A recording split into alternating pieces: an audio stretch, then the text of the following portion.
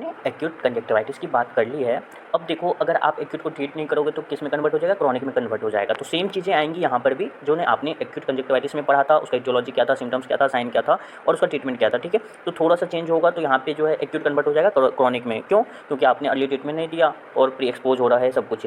तो कंजक्टिवा आपका superficial structure है, आपका इन्वायरमेंट से एक्सपोज है और बार बार ये जो है इन्वायरमेंट से कनेक्ट में आता है, तो इसकी वजह से स्मोक क्या होता है, डस्ट होता है, हेल एलर्जेंस, हीट, लेट आवर्स, ये सब जो है आपका क्या है, इरिटेंस है। तो ये आपका आई को क्या करता है, इरिटेट करता है। जैसे कि स्मोक हो गया, डस्ट हो गया, हीट हो गया, एलर्जेंस हो गया, इसकी वजह से जो है इन्फेक्शन हो जाता है कंजक्टिवा का और वो एक्यूट से क्रॉनिक में कन्वर्ट हो जाता है। ठीक है, कंक्रीशंस हो गया या मिसप्लेस्ड आईलेसेस हो गया, डेक्रोसिस्टाइटिस हो गया, क्रोनिक राइनाइटिस हो गया, ये अगर एग्रावेट हो जा रहा है तो किस में कन्वर्ट हो जाता है, एक्यूट कंजक्टिवाइटिस में कन्वर्ट हो जाता है। अगर मान लो कहता है रिटेन फॉरेन बॉडी रह रहा है आई में, फॉरेनिक्स में अगर बच्चा, आपने किसी देखा होगा कि फॉरेन बॉडीज बार बार कहीं ट्रैवल कर रहे होते हैं तो आई में चला जाता है। अगर वो मान लो फॉरेनिक्स के पास चला गया तो आपका सेंसेशन नहीं फील हो पाता कि फॉरेन बॉडी प्रेजेंट आई में, तो वो किस में कन्वर्ट हो जाएगा, कंजक्टिवाइटिस करा देगा, वहाँ पर प्रेजेंट होगा तो जिस आई में जाएगा उसका इन्फ्लामेशन करा देगा, तो यूनिलेटरल कंजक्टिवाइटिस हो सकता है। ठीक है, और क्या हो सकता है, सेवोरिया हो गया या क्रोनिक इंट्रानेजल इन्फेक्शन हो गया या डेंड्रफ स्काल्प से बार बार आई में जा रहा है, तो ये सब भी आपका जो है इटियोलॉजिकल फैक्टर हो सकता है कि chronic conjunctivitis, simple chronic conjunctivitis करा दे।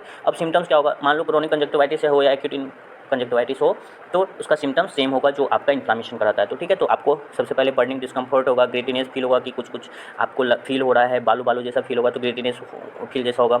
As of the lids feel hot and dry होगा, वहाँ पे मैंने बोला था कि टेम्परेचर बढ़ जाएगा। ठीक है, उसके बाद जो है लीड्स ओपन करने में डिफिकल्टी होगी। अगर आपका इन्फ्लामेशन हो रहा होगा कंजक्टिवा में तो आप जो है बल्बर और पैल्पेब्रल कंजक्टिवा का अगर इन्फ्लामेशन हो रहा है तो क्या करोगे, उसको क्लोज करके रखोगे, तो difficulty in keeping the lids open करने में दिक्कत होगी आपको, और जो है थोड़ा थोड़ा उसमें माइल्ड सीरियस डिस्चार्ज प्रेजेंट हो सकता है। तो बर्निंग डिस्कम्फर्ट हो गया और वहाँ का टेम्परेचर बढ़ा हुआ रहेगा ही, difficulty in keeping the lid open. ठीक है, तो उसके बाद जो है आपको पेन, स्वेलिंग, एडिमा वाला जो कंडीशन है वो सिम्टम्स आपको यहाँ भी देखने को मिलेगा। साइन क्या क्या देखने को मिलेगा, कंजक्टिवाइटिस हो रखा है तो आपको कैसा दिखेगा, पूरा रेड रेड दिखेगा, surface of the conjunctiva looks sticky, क्योंकि सीरियस डिस्चार्ज हो रहा है तो आपको स्टिकी दिख सकता है। ठीक है, कंजेशन हो सकता है फोर्निक्स पे, और पैल्पेब्रल कंजक्टिवा का जो कंजेशन है फोर्निक्स पे कंजक्टिवा जो है वहाँ पर कंजेशन आपको देखने को मिलेगा, और पेपिले में भी प्रेजेंट इन पैल्पेब्रल कंजक्टिवा। ठीक है, ये जो वेलवेटी अपीयरेंस आपको रेड रेड पूरा दिखेगा, आपको कंजक्टिवा का सुपरफिशियल लेयर जो है इन्फ्लेम्ड हो रखा है तो उस पर पेपिला भी दिख सकता है, कंजेशन दिख सकता है, और कंजक्टिवा कैसा दिखेगा, आपको स्टिकी दिख सकता है। ट्रीटमेंट क्या करोगे, जो अंडरलाइन काउज है उसको ट्रीट करोगे। जैसे कि अगर स्काल्प से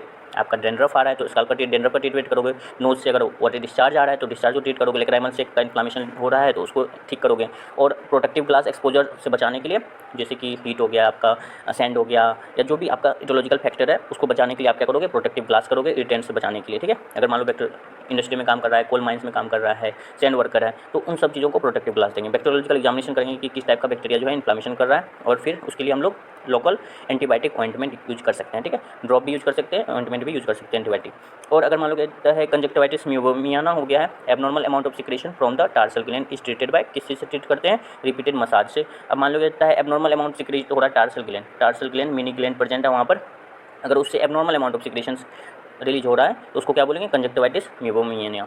ठीक है, म्यूबिन ग्लैंड होता है तो उसी से सिक्रेट हो रहा है एबनॉर्मल, तो उसको हम लोग कैसे ट्रीट करते हैं, तो बार बार जो है मसाज कर देंगे लीड पर, तो उससे ठीक हो जाएगा। और this result in squeezing out the contents of gland, इससे क्या होगा, मसाज करने से ग्लैंड का जो भी कंटेंट है वो बाहर निकल जाएगा। ये हो गया सिंपल क्रोनिक है एंगुलर कंजक्टिवाइटिस। ठीक है, एंगुलर कंजक्टिवाइटिस को दूसरा नाम क्या है, डिप्लोबेसिलरी कंजक्टिवाइटिस भी बोलते हैं, क्योंकि ये डिप्लोबेसिलस से होता है। तो ये जो है आपका रेडनिंग कंजक्टिवा का होता है, तो एंगुलर कंजक्टिवाइटिस है, नाम से ही दिख रहा है, तो एंगल पे हो रहा है। तो कहाँ पे हो रहा है, inter marginal strip of the bulbar conjunctiva, जहाँ पे एंगल बना रहा है, कहाँ पे बल्बर कंजक्टिवा है लिड के पीछे, और जो स्क्लेरा पे आपका जा रहा है तो इसमें एक एंगल बना रहा है, ये एंगल पे जो है मार्जिन पर इन्फ्लामेशन हो रहा है, तो इसको क्या बोलेंगे हम लोग, एंगुलर कंजक्टिवाइटिस। और किसके वजह से हो रहा है, ये डिप्लोबेसिलस होता है। डिप्लोबेसिलस का नाम क्या है, मोरेक्स एक्सेंफिल। ठीक है, आपने यहाँ पे देखा होगा कि मोरेक्स एक्सेंफिल जो है ये डिप्लोबेसिलस है, इसकी वजह से होता है। और ये क्या करता है, ये जो आपका प्रोटीयोलाइटिक फर्मेंट रिलीज करता है ये बैक्टीरिया, और फिर क्या करता है, एपिथेलियम को डिस्ट्रक्ट कर देता है। कंजक्टिवा का जो एपिथेलियम होता है उसमें इन्वेट करके प्रोटीयोलाइटिक ये फर्मेंट रिलीज करता है, और फिर कंजक्टिवा का इन्फ्लामेशन हो जाता है। और ये कभी कभी जो है आपको नजल कैविटी में भी प्रेजेंट रहता है, नजल डिस्चार्ज में भी प्रेजेंट रहता है। और सिम्टम्स क्या क्या इसका देखने को मिलेगा, सेम इन्फ्लामेशन हो रहा है तो रेड आई देखने को मिलेगा, डिस्कम्फर्ट होगा, ग्रेटिनेस होगा, ब्लिंकिंग करने में दिक्कत होगा, लीड ओपन करने में दिक्कत होगा, और जो डिप्लोबेसिलस है ये कैसा होगा, म्यूकोप्रूलेंट डिस्चार्ज कभी कभी देखने को मिल सकता है। तो ये हो गया सिम्टम्स आपका। और साइंस क्या होगा, रेडनिंग होगा कंजेशन की वजह से, बल्बर कंजक्टिवा का कैसा दिखेगा, आपको रेडनिंग दिखेगा, और कहाँ पर प्रेजेंट रहेगा, बस जो है इंटर मार्जिनल स्ट्रिप पे, मार्जिन पे ही बस प्रेजेंट रहेगा, दोनों तरफ देखो मार्जिन पे प्रेजेंट रहे, मार्जिन पे ही रहेगा ये जो है आउटर कैंथस के पास आपको देखने को मिल सकता है। और their excretions of the skin at the outer and inner canthi, वहाँ पे जो है क्या करेगा, मार्जिन के आसपास का जो स्किन है उसको भी एक्जुक्रिएट कर सकता है। तो एक्जुक्रिएशन मतलब होता है कि उसका इन्वेजन करने के बाद अल्सरेट हो सकता है, तो एक्जुक्रिएशन हो गया, वहाँ पे स्किन का खत्म हो रहा है। उसके बाद कॉम्प्लिकेशन क्या हो सकता है इसका, ब्लेफराइटिस हो सकता है, मार्जिनल और सेंट्रल हाइपोपियन कॉर्नियल अल्सर हो सकता है और रिकरेंस का चांसेस बढ़ सकता है। ट्रीटमेंट क्या करोगे, ऑइंटमेंट, बैक्टीरिया है तो एंटीबायोटिक दोगे, क्या दोगे, ऑक्सीटेट्रासाइक्लिन ऑइंटमेंट यूज़ करोगे, इसके साथ में जिंक सल्फेट लोशन भी यूज़ कर सकते हो आप और zinc oxide ointment can use. ठीक है, तो ये हो गया ऑक्सीटेट मतलब कि एंटीबायोटिक जो ऑइंटमेंट है ड्रॉप है आप यूज़ करो, उससे ट्रीट हो जाएगा। ठीक है, फॉलिकुलर कंजक्टिवाइटिस नाम से फॉलिकुलर है,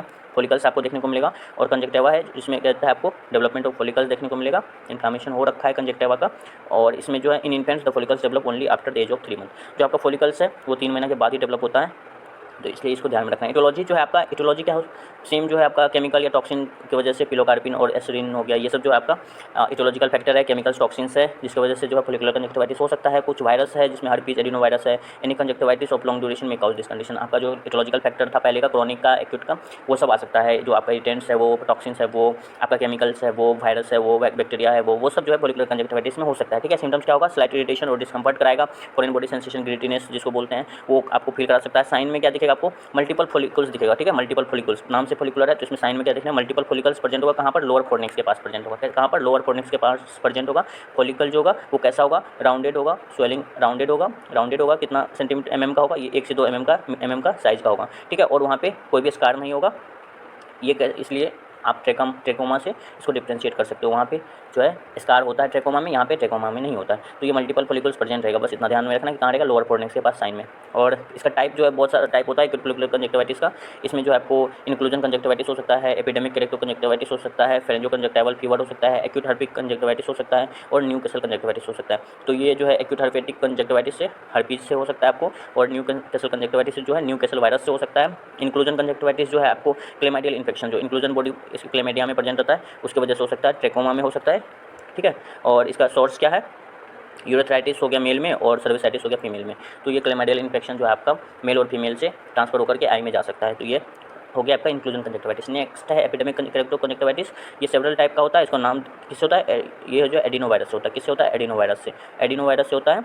और इसका जो है फेरेंजो कंजक्टिवाइटिस, देखो फेरेंक्स में इसमें फेरेंजाइटिस हुआ है और फेरेंजाइटिस होने के बाद जो है आई को इन्वॉल्व कर रहा है, और ये भी जो है एडिनो वायरस से ही होता है। फेरेंजो कंजक्टिवल फीवर जो है ये भी आपको एडिनो वायरस होता है। एक्यूट हर्पेटिक कंजक्टिवाइटिस हर्पीज में होगा, न्यूकैसल कंजक्टिवाइटिस न्यूकैसल वायरस है। कॉम्प्लिकेशन क्या हो सकता है, जो है विदाउट स्कार जो है persist for several years but always resolve without scarring. ये जो है आपका ट्रीट ऑटोमेटिक रिजॉल्व हो जाता है कई साल के बाद भी, स्कार नहीं रहता है। और अगर ट्रीटमेंट करना है तो आपको आई ड्रॉप यूज़ करना पड़ेगा, कौन सा, स्ट्रिंजेंट यूज़ करना पड़ेगा, इंप्रूव जनरल हेल्थ और न्यूट्रिशन आपको सही करना पड़ेगा।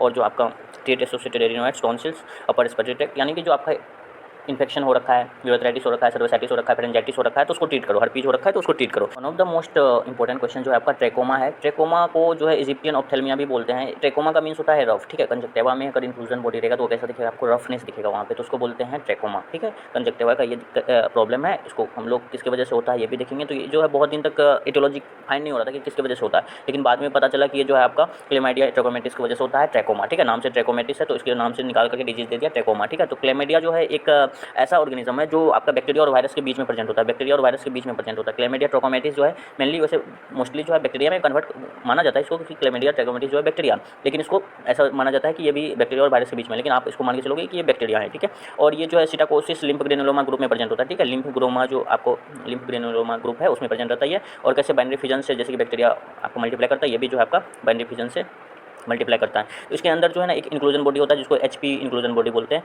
एचपी इंक्लूजन बॉडी इसमें प्रेजेंट रहता है, जो आपको देखने को मिलेगा जब आप हिस्टोपैथोलॉजिकल एग्जामिनेशन करोगे तो उस टाइम आपको इंक्लूजन बॉडी देखने को मिलेगा। यहाँ पे देखो एपिथेलियल सेल दिख रहा है, उसके बीच में इंक्लूजन बॉडी दिख रहा है। ठीक है, तो कंजक्टिवल स्क्रैपिंग करके जब आप एपिथेलियल सेल को चेक करोगे तो वहाँ पे आपको इंक्लूजन बॉडी देखने को मिलेगा। ठीक है, इंसिडेंस जो है आपका इंसिडेंस आप देखोगे कि 1/5 of the world population affected है ट्रेकोमा से, तो ये बहुत ज़्यादा नंबर है। और जो आपका प्रिवेलेंट है कहाँ पे, यूरोप या एशिया जो एरिया है वहाँ पर ये प्रिवेलेंट है। अभी इंडिया में जो है कॉमन होता है, और जो आपका गुजरात एरिया है, राजस्थान एरिया है, हरियाणा पंजाब एरिया जहाँ पे गर्मी बहुत ज़्यादा पड़ती है तो वहाँ पे ये कॉमन है। ठीक है, commonly seen in unhygienic, crowded और डस्टी और डर्टी इन्वायरमेंट, जहाँ पे आपको अनहाइजीनिक क्राउडेड बहुत ज़्यादा मिलेगा, डर्टी होगा इन्वायरमेंट, वहाँ पे मोस्ट कॉमन आपको देखने को मिलेगा। ठीक है, ये है जो कॉन्टेगियस इन एक्यूट स्टेज में ये टच करने से फैलता है, कॉन्टेगियस है, कॉन्टैक्ट आने से ये टच हो सकता है। जैसे कि आप फिंगर, फ्लाइज और टॉवेल फोमाइट्स से टच अगर हुए तो इन्फेक्टेड अगर है वो चीज़ें तो आप भी इन्फेक्ट हो सकते हो। ठीक है, maintenance of facial cleanliness is found with the best measure to reduce the spread of trachoma. अगर आपका फेशियल जो है हाइजीन है, प्रॉपर मेंटेन है, फेशियल क्लीन है, तो आपका ये इन्फेक्शन का चांसेस फैलने का चांसेस कम रहता है। इसका माइल्ड इरिटेशन और फॉरेन बॉडी सेंसेशन आपको देखने को मिल सकता है। फ्रीक्वेंट ब्लिंकिंग में भी प्रेजेंट हो सकता है। क्यों? आपको फील होगा कि फॉरेन बॉडी है, इरिटेट कर रहा है आई को, वहाँ पे ग्रीटीनेस प्रेजेंट है, तो आप क्या करोगे? फ्रीक्वेंट ब्लिंकिंग करने की कोशिश करोगे। माइल्ड इचिंग हो सकता है, आपको खुजलाहट हो सकती है। क्रोनिक स्टेज में जो है कॉर्निया इन्वॉल्व अगर हो गया तो वहाँ पे पेन, लेक्रामेशन, फोटोफोबिया का भी इन्वॉल्वमेंट हो सकता है। ठीक है। और अगर साइन में देखोगे तो साइन में बहुत जो है प्राइमरी इन्फेक्शन किसको इन्वॉल्व करता है? एपिथेलियम को इन्वॉल्व करता है। और जो आपका एपिथेलियम है किसका कंजक्टिवा और कॉर्निया दोनों का जो है एपिथेलियम को इन्वॉल्व कर लेता है। ठीक है। नेक्स्ट आपको देखते हैं कंजक्टिवा में साइन क्या क्या देखने को मिलेगा। तो आपको सेम जो आपने देखा था कि कंजक्टिवा में जो साइन आपको देखने को मिल सकता है वो कंजेशन देखने को मिल सकता है, papillae follicles, typical star shaped scarring देखने को मिल सकता है, और आर्च लाइन्स। एक जो आपको line palpebral conjunctiva scarring is seen 2 mm from the upper lid margin. Upper lid margin से आपको एक लाइन दिखेगा, अपर लिड मार्जिन से 2 mm आपको ऊपर एक स्कार मार्क दिखेगा, उसको बोलते हैं आर्च लाइन। ठीक है। और टिपिकल स्टार शेप्ड स्क्वायर आपको स्कैरिंग जो है आपको फॉलिकल्स के सेंटर में जो आपको एक स्कार मार्किंग देखने को मिलेगा, उसको क्या बोलते हैं हम लोग? Typical star shaped scaring. ठीक है। तो वहाँ पे आपको स्टार शेप दिखेगा। ठीक है। फॉलिकल्स आपको दिखेगा ही, अपर और लोअर फोर्निक्स के पास फॉलिकल्स बहुत सारा प्रेजेंट रहेगा, पेपिले प्रेजेंट रहेगा। पैल्पेब्रल कंजक्टिवा पे कंजेशन आपको red velvety jelly like thickening जो है पैल्पेब्रल कंजक्टिवा पे आपको देखने को मिलेगा। ये सब जो है पैल्पेब्रल कंजक्टिवा पे ही, फॉलिकल्स हो गया, आपका पेपिले हो गया, कंजेशन हो गया, ये सब आपको कहाँ देखने को मिलेगा? पैल्पेब्रल कंजक्टिवा पे देखने को मिलेगा। कॉर्निया में क्या होगा? कॉर्निया का अगर इन्वॉल्व करेगा तो एपिथेलियम को सुपरफिशियल केराटिटिस करा सकता है और हर्बर्ट स्पीट्स बना सकता है। फॉलिकल लाइक इन्फिल्ट्रेशन जो होता है लिम्बस के पास जो है फॉलिकल लाइक इन्फिल्ट्रेशन हो जाता है वहाँ पे अपर पार्ट, लिम्बस के अपर पार्ट में, तो उसको बोलेंगे हर्बर्ट स्पीट्स। ठीक है। यहाँ पे देखो आपका पेनस भी हो सकता है, वहाँ पे आपको सुपरफिशियल लिम्बल केराटिटिस देखने को मिल रहा है। हर्बर्ट स्पीट्स देखने को डॉट डॉट डॉट दिख रहा होगा, यहाँ पे अपर मार्जिन पे दिख रहा है आपको, अपर मार्जिन पे डॉट डॉट दिख रहा है, इसको बोलते हैं हर्बर्ट स्पीट्स। ठीक है। हर्बर्ट स्पीट्स फॉलिकल इन्फिल्ट्रेशन हो रखा है वहाँ पे डॉट डॉट का, ये जो आपको डॉट डॉट दिख रहा है इसके अंदर में, तो ये हो गया आपको मल्टीपल स्मॉल फॉलिकल्स, आपको डॉट डॉट यहाँ पे देखो फॉलिकल्स, छोटा छोटा फॉलिकल्स जो है आपको व्हाइट व्हाइट प्रेजेंट है, ये जो है अर्ली ट्रेकोमा में प्रेजेंट रहता है। या पेपिले आपको प्रेजेंट इस तरह का पेपिले जो आपको आउटग्रोथ दिख रहा है, ये भी पेपिले हो सकता है। ट्रेकोमा का आपको फॉलिकल्स दिख रहा है, ये हो गया आपका क्या? ये हो गया साइन आपका। उसके बाद जो है लिम्फॉइड इन्फिल्ट्रेशन हो जाता है तो उसको एपेनस बोलते हैं। तो यहाँ पे देखो लिम्फॉइड का इन्फिल्ट्रेशन हो रखा है ये, तो इसमें आपको पेनस देखने को मिलेगा। तो ये हो गया वेस्कुलाइजेशन आपका, यहाँ पे जो है रेड भी दिख रहा है आपको, रेड बहुत सारा दिख रहा होगा, तो ये वेस्कुलाइजेशन हो रखा है, यानी वहाँ पे ब्लड वेसल्स का ग्रोथ हो रखा है। ये हो गया पेनस। पेनस जो है बाउंस मेम्ब्रेन प्रोग्रेसिव दो तरह का होता है पेनस। ठीक है। पेनस जो आपको दो तरह का देखने को मिल सकता है, एक प्रोग्रेसिव पेनस देखने को मिल सकता है, एक रेग्रेसिव पेनस देखने को मिल सकता है। तो प्रोग्रेसिव पेनस जो होता है ये सुपरफिशियल ब्लड वेसल्स जो है इसमें पैरेलल दिखेगा और डायरेक्टेड डाउनवर्ड। आपको सुपरफिशियल ब्लड वेसल्स जो आपको दिख रहा है वो आपका पैरेलल होगा और उसका डायरेक्शन कैसा होगा? डाउनवर्ड डायरेक्शन होगा। ठीक है। और वो कहाँ तक रहेगा? Horizontal level beyond the zone of infiltration has is present. यहाँ पे देखो जो हैजीनेस है वो नीचे प्रेजेंट है। ठीक है। हैजीनेस जोन ऑफ इन्फिल्ट्रेशन जो है ये एंड पोर्शन पे है, ब्लड वेसल्स का जहाँ पे एंड पोर्शन है वहाँ पे है, लेकिन यहाँ पे जोन ऑफ इन्फिल्ट्रेशन जो है ब्लड वेसल्स के बीच में ही है, यानी कि ऊपर में ही है। तो ये देखो कॉर्निया के अंदर आपको दिख रहा है इन्फिल्ट्रेशन हो रखा है और ये कॉर्निया के बाहर इन्फिल्ट्रेशन ज़्यादा हो रखा है, तो इसको रिग्रेसिव इन्फिल्ट्रेशन बोलते हैं, यानी रिग्रेसिव पेनस हो गया। और जो है आपका ये हो गया प्रोग्रेसिव पेनस। तो इसका साइड देख लो, और ब्लड वेसल्स का पैरेलल होता है इसमें, और जो है इसमें थोड़ा बहुत कर्व रहता है, एक्सटेंडेड हैजीनेस जो प्रेजेंट रहेगा वो आपका ब्लड वेसल्स के बीच में प्रेजेंट रहता है, और इसमें जो है आपका टिप पे प्रेजेंट रहता है या जोन के लास्ट पोर्शन पे प्रेजेंट रहता है। अब इसको क्लासीफाई कैसे करते हैं ट्रेकोमा को? तो ट्रेकोमा को क्लासीफाई करने के लिए मैककेलन क्लासिफिकेशन है। मैककेलन क्लासिफिकेशन जो है ये क्या बोलता है? Trachoma 1 grade 1, grade 2, grade 3, grade 4, या स्टेजिंग के फॉर्म में देख लो आप। सब क्लिनिकल स्टेज में ट्रेकोमा फर्स्ट आता है, स्टेज 1, स्टेज 2, स्टेज 3, स्टेज 4। तो आपका सब क्लिनिकल स्टेज है। अर्ली स्टेज में क्लिनिकल डायग्नोसिस जहाँ पे पॉसिबल हो सकता है तो वो ट्रेकोमा फर्स्ट स्टेज हो गया। सेकेंड स्टेज में आपको टिपिकल ट्रेकोमेटस लीजन देखने को मिलेगा, जहाँ पे आपका टिपिकल ट्रेकोमेटस हो सकता है लीजन, जैसे कि पेनस मिल रहा है, जोन ऑफ इन्फिल्ट्रेशन मिल रहा है, सुपरफिशियल ब्लड वेसल्स मिल रहा है, पिट मिल रहा है, और अर्च लाइन मिल रहा है। तो ये सब आपको ट्रेकोमा 2 में मिल सकता है। तो फॉलिकुलर और पेपिला हो गया, एपिथेलियल केराटिटिस, पेनस, ये सब जो आपको देखने को मिल रहा है तो स्टेज 2 में चला जाएगा। और अगर मान लो तो वो सब हील करके स्कार फॉर्मेशन कर रहा है तो वो ट्रेकोमा 3 में चला जाएगा। तो इसमें आपको टिपिकल स्टार शेप स्कैरिंग जो है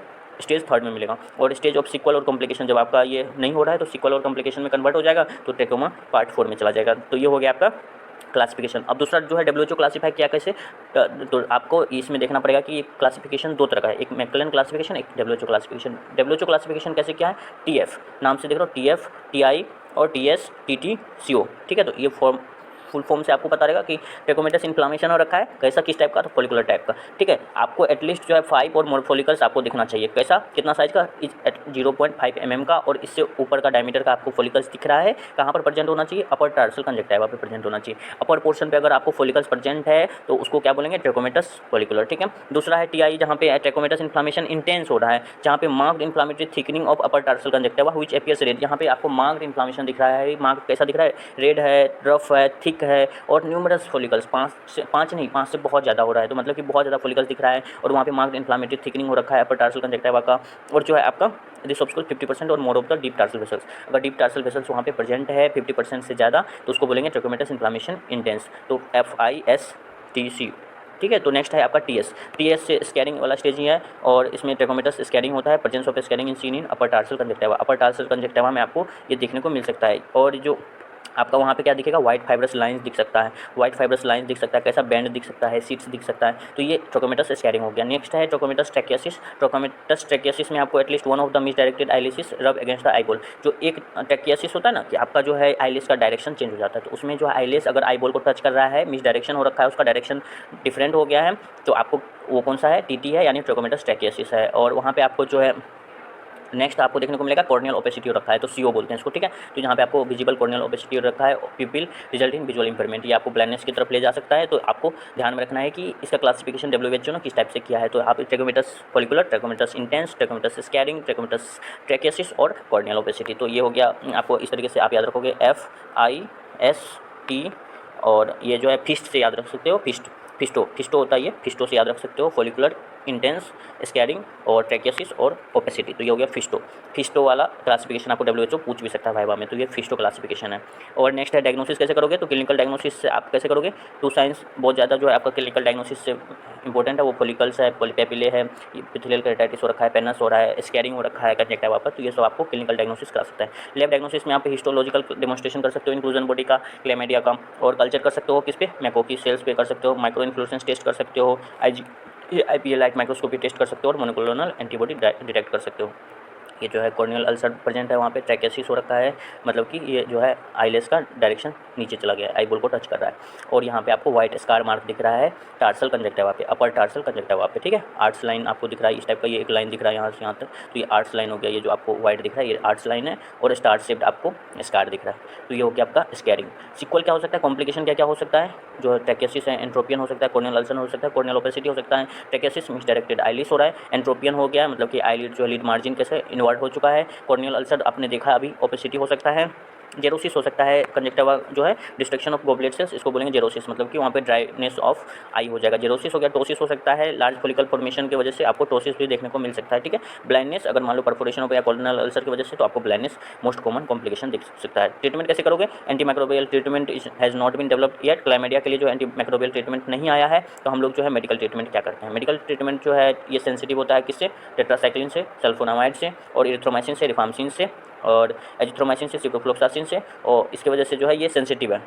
एंटीबायोटिक ये स्लो काम करता है, तो हम लोग जो है टॉपिकल एंटीबायोटिक ट्रीटमेंट देते हैं। टॉपिकल में सल्फास्टामाइड हो गया, एलिमिनेशन, सेकेंडरी इन्फेक्शन जो हो रखा है, तो सेकेंडरी इन्फेक्शन में कंजक्टिवा का अगर और हो रहा है तो एंटीबायोटिक क्लोनामाफेनिकोल, सिप्रोफ्लोक्सासिन यूज कर सकते हैं। ठीक है, और आर्टिफिशियल ईयर्स, मान लो जेरोसिस हो रखा है तो उसमें हम लोग आर्टिफिशियल टीयर्स भी जेरोसिस में दे सकते हैं। टॉपिकल ट्रीटमेंट जो है 1% इरिथ्रोमाइसिन, टेट्रासाइक्लिन जो आपका एंटीबायोटिक है, रिफाम्सिन है, ये सब जो है आप अप्लाई कर सकते हो, ट्वाइस डेली दे सकते हो 3 से 6 वीक तक, एलिमिनेशन कर सकते हो, सल्फास्टामाइड दे सकते हो, टॉपिकल ट्रीटमेंट दे सकते हो। सिस्टमिक ट्रीटमेंट हम लोग क्या करते हैं, सिस्टमिक एडमिनिस्ट्रेशन करते हैं, टेट्रासाइक्लिन का, इरिथ्रोमाइसिन का, रिफाम्सिन का, सल्फोनामाइड्स का, ये इरिथ्रोमाइसिन का, ये सब ड्रग अगर आप दोगे तो ये जो है कहीं ना कहीं आपका ट्रैकोमेट, ये जो आपका ट्रैकोमेटिस है इसमें काम करता है। इनिशियली है जो आप अगर ओरल डॉक्सीसाइक्लिन 100 mg भी दोगे तो 2 टाइम देना है 3 से 4 वीक तक।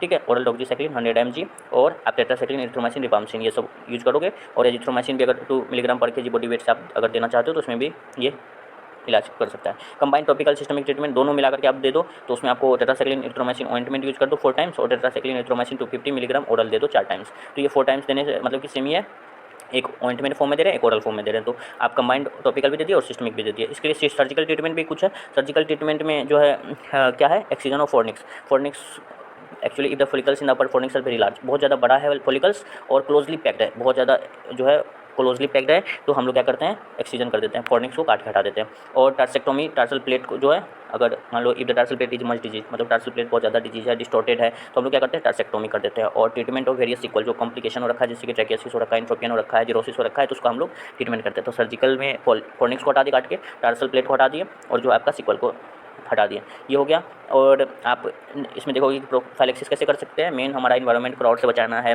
पर्सनल हाइजीन मेंटेन करना रखा है, और वाटर सप्लाई को प्रॉपर इंप्रूव करना है, और ब्लैंकेट एंटीबायोटिक ट्रीटमेंट हम लोग जहाँ पर लग रहा है कि एंडेमिक बहुत ज़्यादा, तो वहाँ पे आप टेट्रासाइक्लिन, इरिथ्रोमाइसिन ये सब आप यूज कर सकते हो। तो ये प्रोफाइलेक्सिस में आपका हो गया। तो ये हो गया आपका ट्रैकोमेटिस। नेक्स्ट वीडियो में एलर्जिक कंजक्टिविटीज देखेंगे।